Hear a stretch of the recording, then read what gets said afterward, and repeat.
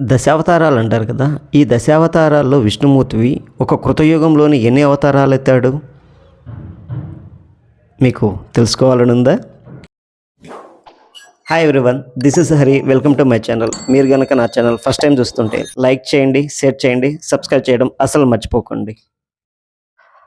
ఈ ఒక్క కృతయుగంలోని మహావిష్ణువు 4 అవతారాలు ఎత్తుతాడు. అవి ఏవనగా మత్స్య అవతారం, కూర్మ అవతారం, వరాహ అవతారం, నారసింహ అవతారం. నారసింహ అవతారం గురించి మనం కొంచెం చెప్పుకున్నాము. ఇక 3 అవతారాలు ఈ కృతయుగంలో ఉన్నవి.